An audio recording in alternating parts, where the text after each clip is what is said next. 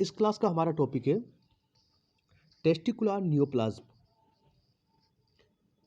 Testicular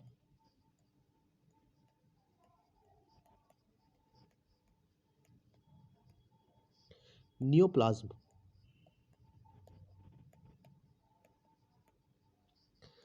There is neoplasm means new growth.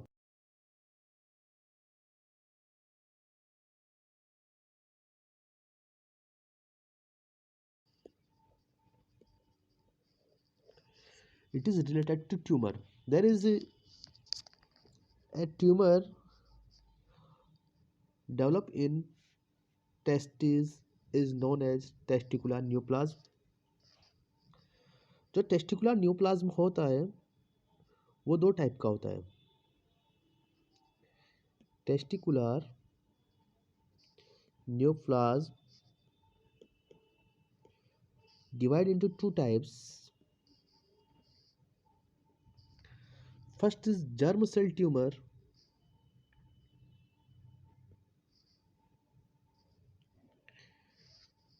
Germ cell tumor,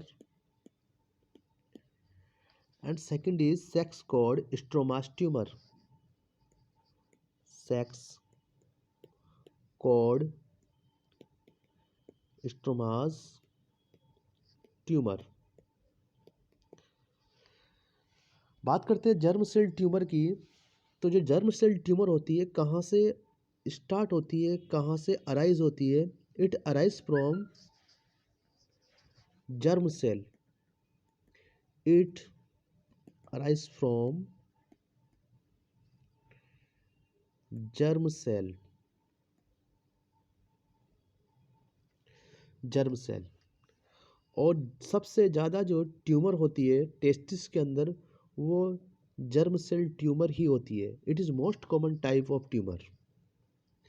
it is most common type.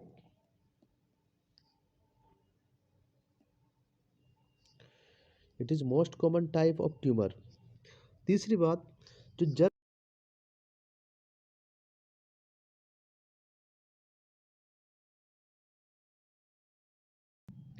Malignant.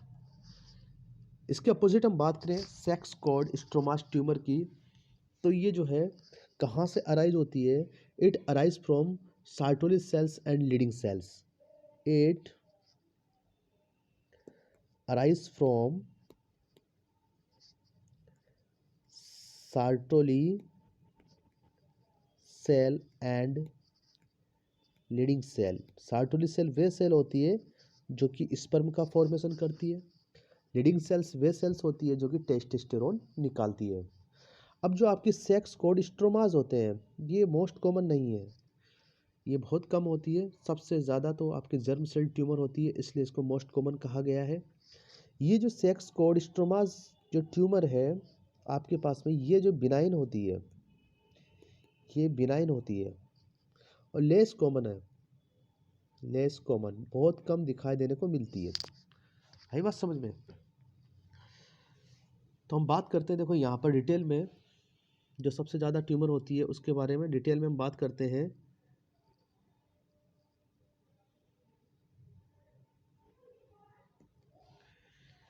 Detail में हम बात करते हैं सबसे पहले जर्म सेल ट्यूमर की। Germ cell tumour.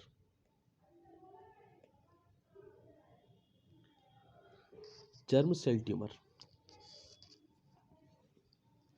बात करते हैं इसके।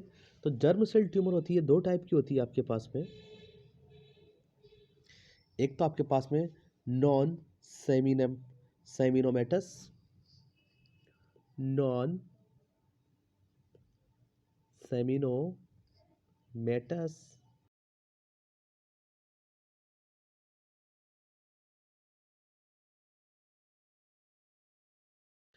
जिसमें सेमाइनल वेसिकल्स, जो सेमाइनल वेसिकल्स होती है वो इंक्लूड हो, वो सेमिनोमेटस। और जिनमें सेमाइनल वेसिकल्स इंक्लूड ना हो वो नॉन सेमिनोमेटस कहलाती है।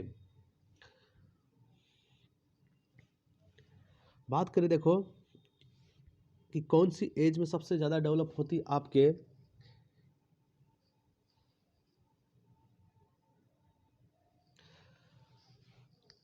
तो जो मोस्टली एज है 15 से 40 साल के बीच में आपकी ये टेस्टिकुलर कैंसर भी इसको बोल सकते हैं हम, जर्म सेल ट्यूमर को टेस्टिकुलर कैंसर भी है एक तरह का ये, क्योंकि मेलिग्नेंट ट्यूमर है तो टेस्टिकुलर कैंसर भी है ये एक तरह का। और ये मेनली कौन सी एज में होता है? It occur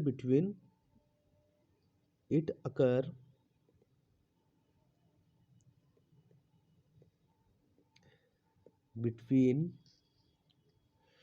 15 to 40 years of age, 15 to 40 years of age।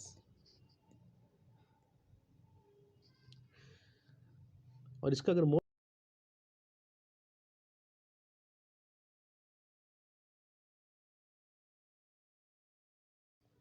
cause is क्रिप्टोऑर्चिडिज्म, क्रिप्टोऑर्चिडिज्म।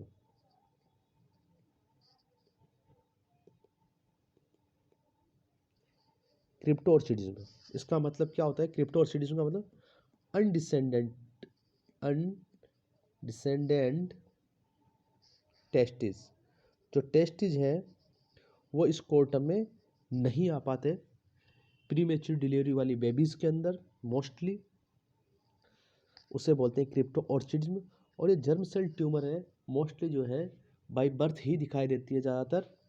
और इसका अगर ट्यूमर मार्कर की बात करें हम लोग, इसके ट्यूमर मार्कर की बात करें कि कौन सा ट्यूमर मार्कर जो है आपके टेस्टिकुलर कैंसर को शो करता है, तो इसके ट्यूमर मार्कर की बात करें हम लोग तो HCG is the tumour marker of testicular cancer, human chorionic gonadotropin. Human chorionic gonadotropin is the tumour marker of testicular cancer. अब बात करते हैं कि टेस्टिकुलर कैंसर में क्या क्या असेसमेंट फाइंडिंग देखने को मिलती है। तो assessment of testicular cancer, assessment of testicular cancer,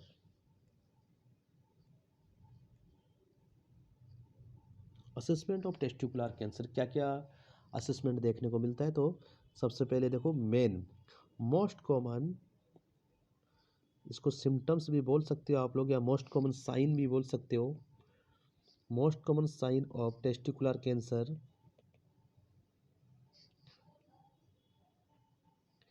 is, most common sign of testicular cancer is painless testicular swelling. Testis के अंदर पेनलेस टेस्टिकुलर स्वेलिंग या लंप बन जाएगा। पेनलेस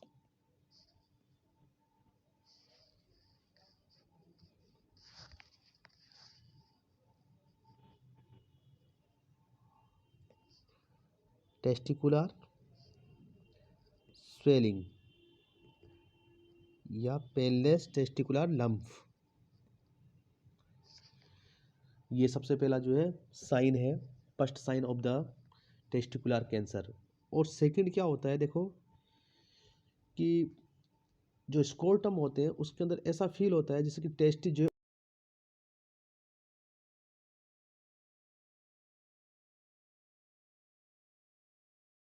द स्कोर्टम में ऐसा फील होता है जैसे कि जो टेस्टिज है कभी ऊपर जा रहे हैं कभी नीचे आ रहे हैं।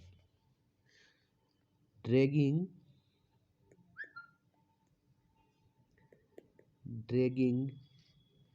And pulling sensation is experienced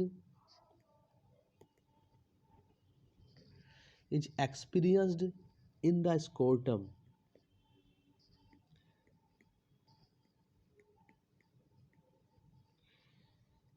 स्कोर्टम में ऐसा फील होता है जैसे कि टेस्ट जो ऊपर नीचे हो रहा है, कभी ऊपर जा रहा है कभी नीचे जा रहा है।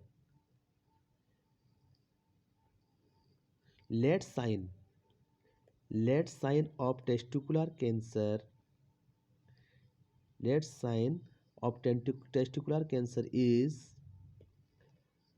बैकबोन पेन, बैकबोन पेन, जो आपकी रीढ़ की हड्डी है उसमें पेन होना स्टार्ट हो जाएगा लेट टाइमिंग में। अब इसका जो ट्रीटमेंट है ओनली इसका सर्जिकल ट्रीटमेंट है, सर्जिकल ट्रीटमेंट। और सर्जिकल ट्रीटमेंट में हम लोग क्या देंगे, क्या करेंगे, ओरिचेक्टोमी करेंगे, ओरिचेक्टोमी। और ओरिचेक्टोमी का मतलब होता है सर्जिकल रिमूवल ऑफ टेस्टिस। जिस भी टेस्टिस के अंदर कैंसर हुआ है उसको रिमूव कर देंगे, surgical removal of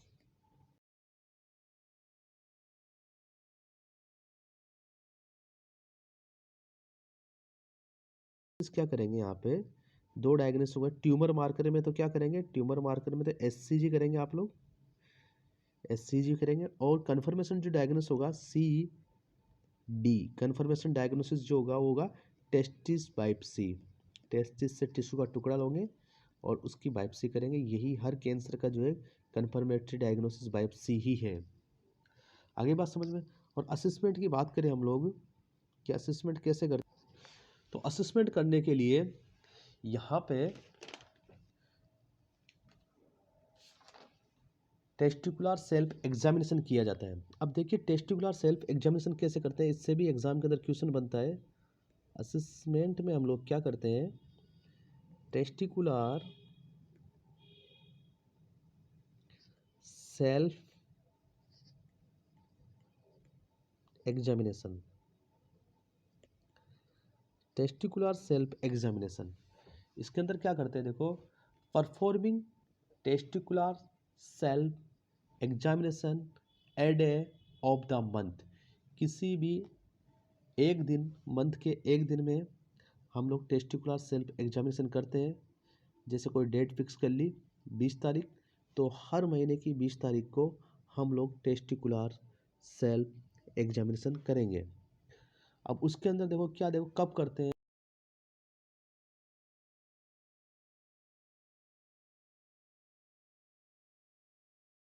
after shower, जब आपने नहाने के लिए पानी चला दिया और उसके बाद में, क्योंकि उसमें क्या हुआ,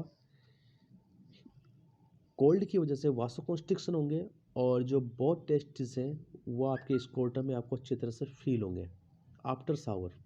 ये सबसे इम्पोर्टेंट चीज़ है। दूसरी चीज़, सेम डे ईच मंथ, हर महीने की सेम डेट को आपको टेस्टिकुलर सेल्फ एग्जामिनेशन करना है। और अगर टेस्टिकुलर सेल्फ एग्जामिनेशन करते वक्त आपको कोई लम्फ या आपको पेनलेस कोई स्वेलिंग फील हो तो आपको तुरंत डॉक्टर से बताना है या डॉक्टर से कांटेक्ट करना है, क्योंकि it is the first sign of testicular cancer.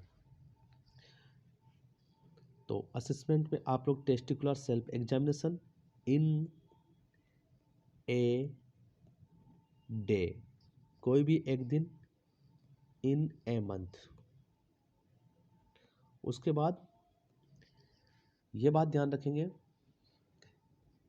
कि जो टेस्टिकुलर सेल्फ एग्जामिनेशन परफॉर्म किया जाएगा, परफॉर्म्ड सेम डेट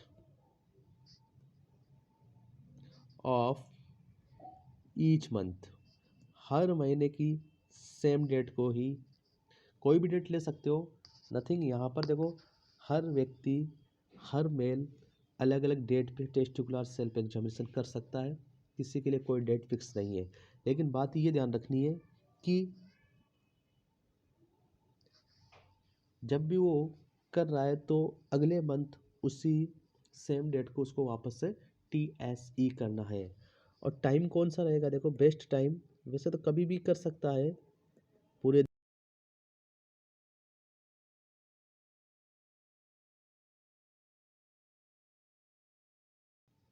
सावर।